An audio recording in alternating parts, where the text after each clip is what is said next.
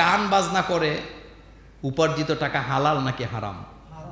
সম্পত্তি এক, রেফার বলেছে এই হারাম টাকা না খেয়ে বাড়ি বানাবে। ইসলাম কি বলে? আজকে ঢাকায় সমকামীদের মিলন মেলা আয়োজন করা হয়েছে।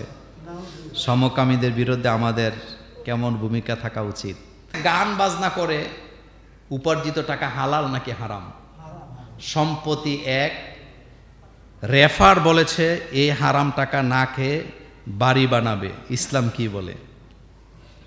আচ্ছা, এটার উত্তর দেওয়ার আগে একটা মজার কথা বলি। এক ভদ্রলোক গোশের টাকা দিয়ে বাড়ি বানাইছে। কিসের টাকা? কথা কয় না। হালাল না হারাম?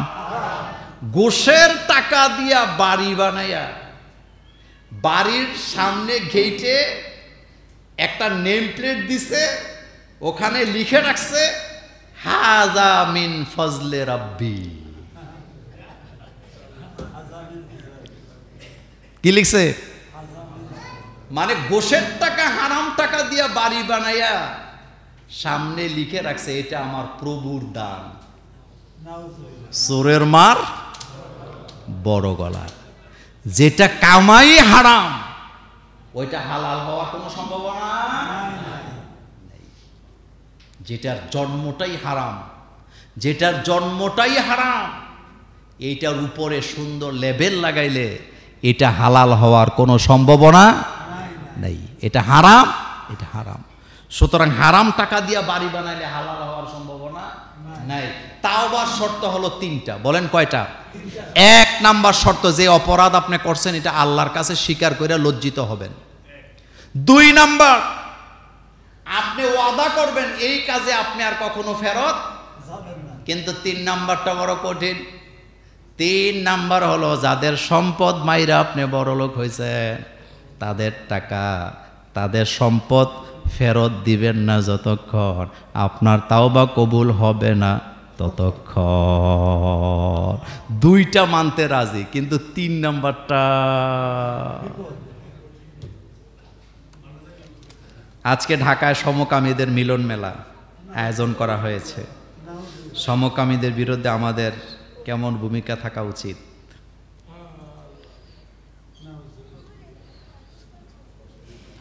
এ ব্যাপারে একদিন আলোচনাও করছিলাম, আপনাদের মনে আছে। লূত আলাইহিস সালাম তিনি তার জাতিকে বলেছিলেন, তোমরা এই জঘন্য কাজ কিভাবে করো? পুরুষ হইয়া পুরুষকে বিয়ে করো, নারী হইয়া নারীকে বিয়ে করো, এই জঘন্য অপরাধ তোমরা কিভাবে করো? তোমাদের কি রুচিবোধ বলতে কোনো জিনিস নাই? তারা তখন যেই কথা বলতো, এখন যারা সমকামী তারা একই কথা বলে। তারা তখন বলতো এটা আমাদের স্বাধীনতা, এটা আমার রুচির ব্যাপার। তো তোর রুচির মধ্যে যদি কুত্তার গু খাইতে মন চায় আমাদের আপত্তি করে কি নেই, কিন্তু কষ্টটা অন্য জায়গায়, কষ্টটা অন্য জায়গায়। সেটা কি জানেন? এদেরকে যারা সাপোর্ট দেয়, লূত আলাইহিস সালামের স্ত্রী কিন্তু সমকামিতায় বিশ্বাসী ছিলেন না, তিনি সমকামী ছিলেন না, কিন্তু তার অপরাধটা ছিল তিনি সমকামীদের ব্যাপারে সাফাই গেছে। লূত আলাইহিস সালামকে সে বলতো তারা তাদের কাজ করে, তোমার এত মাথা ব্যথা কেন? এই জন্য লূত আলাইহিস সালামের স্ত্রীকে আল্লাহ পাথর বানায়া লটকায় রাখছে কিয়ামত পর্যন্ত, যে দেখ সাপোর্ট দিলেও ছাড় নাই। সুতরাং বাংলাদেশে 90% মুসলমানের দেশে বিভিন্ন কলেজ ভার্সিটির মালিকেরা যখন এটাকে সাপোর্ট করে, প্রমোট করে, আর এটাকে যারা সমর্থন করে নিরাপত্তা দেয়, একটাকেও আল্লাহ ছাড় দিবেন না। কারণ ভালো কাজে সমর্থন দিলে যেমন সওয়াব পাওয়া যায়, খারাপ কাজে সমর্থন দিলে তার আযাব গজব কপালে আসে না নাই? আযাব গজব এমনি এমনি আসে না।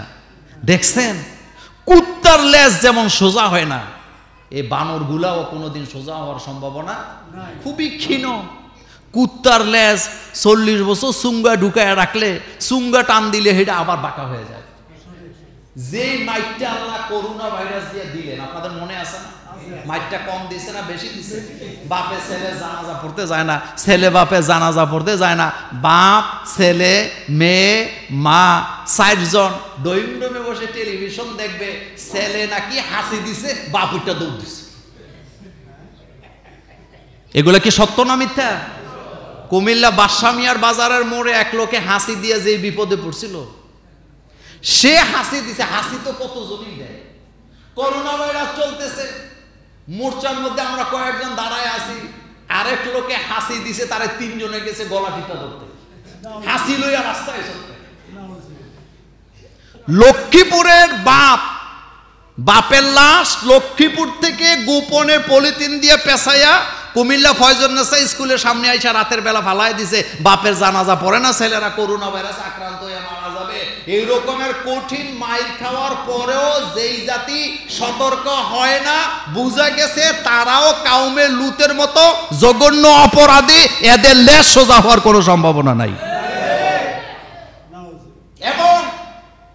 এবং আমি আপনাদেরকে সতর্ক করি, আল্লাহর হস্তে নিজের ছেলে মেয়েকে বিদেশে লেখাপড়ার জন্য পাঠাইয়েন না।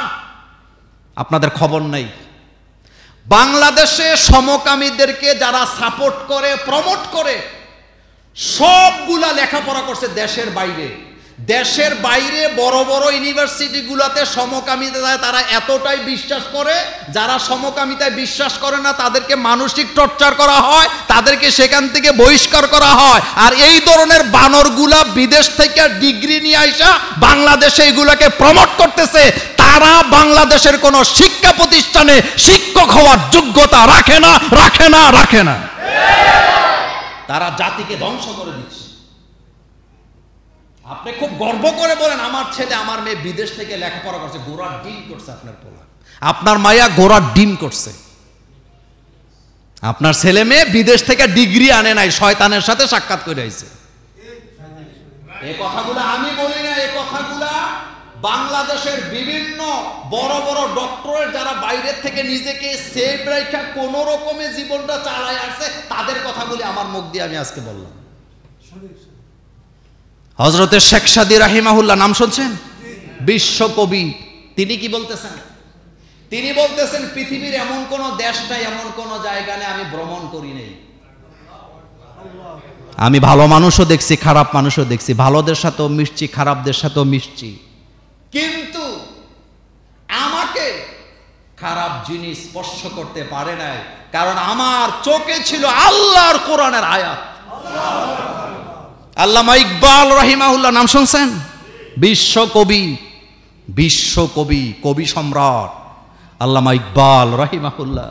তিনি বলেছেন আমি পাশ্চাত্যের ইউনিভার্সিটিগুলোতে লেখাপড়া করেছি, কিন্তু পাশ্চাত্যের নোংরামি আমার গায়ে লাগে নাই একটাই কারণ, আমি ইকবালের মাথা থেকে পা পর্যন্ত পুরো শরীরে মাখা ছিল মদিনার ধুলাবালি।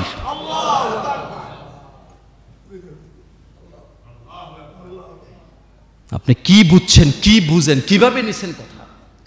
আপনি টাকা পয়সা জমাইতেছেন, 26 লাখ টাকা জমাইয়া 40 লাখ টাকা আপনি অ্যাকাউন্টে দেখায় আপনার পোলাকে ইউরোপে আমেরিকা অমুক জায়গায় পাশ্চাত্যের ইউনিভার্সিটিতে পাঠাচ্ছেন না, আপনি তাকে শয়তানের কাছে মুরিদ বানাইতে পাঠাইছেন।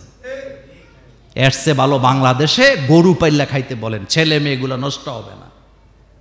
আজকে বাংলাদেশের কতগুলো ইউনিভার্সিটি আছে, আমি নাম বলবো না, নাম বলে মামলা খাবো। তাদের ইউনিভার্সিটিগুলো তৈরি হয়েছে সমকামিতাকে প্রমোট করার জন্য। আপনি মনে করেন না আমি বুকের পাঠায় ভয় নিয়ে কথা বলতেছি? নাম বলি না কারণ বাসুরের নাম নেওয়া। এই জাতিকে আল্লাহ হেফাজত করুক। গত কয়েকদিন আগে আলেমদের একটা বড় সেমিনার হয়ে গেছে ইঞ্জিনিয়ার ইনস্টিটিউটে ঢাকায়, সেখানে আমিও যাওয়ার কথা ছিল, আমার একটা পার্সোনাল কাজে আটকে যাওয়ার কারণে যেতে পারি নাই। আলেমরা এখন ঐক্য হচ্ছে, আপনাদেরকে সতর্ক হওয়া লাগবে। আপনারা আপনাদের ছেলে মেয়েগুলোকে এই ধরনের ভার্সিটিতে দিয়েন না। আমি কথা বললে কষ্ট পান, বাংলাদেশে আপনি খোঁজ নেন, বেকার যতগুলো ছেলে মেয়ে পাবেন সবগুলা প্রাইভেট ভার্সিটিতে বাপের বান্ডেল টাকা সেমিস্টারে খরচ করে যারা লেখাপড়া করছে একটাও কাজে লাগে নাই। কথা কি ঠিক বললাম?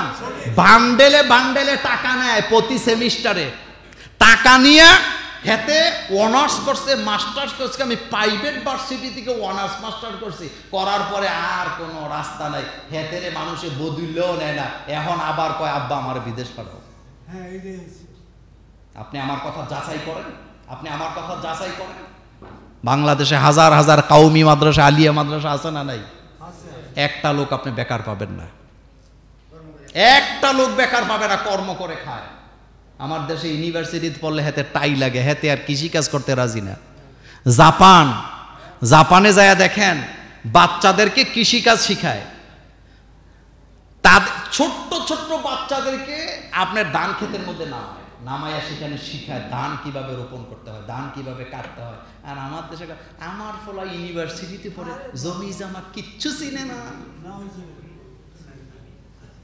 কথা কি ঠিক বললাম? আপনি আমার কথা আপনি দেখেন, এদেশে যাদের ছেলে যাদের মেয়ে প্রাইভেট ভার্সিটিতে পড়ছে, লেখাপড়া করানোর সময় প্রতি সেমিস্টারে এক বান্ডেল করে দিছে, সেমিস্টার শেষ হয়েছে, এখন কয় বিদেশ যা, আর কি করবে। আমার আত্মীয় স্বজনের মধ্যে আমি সেম দেখছি, কাহিনী এক।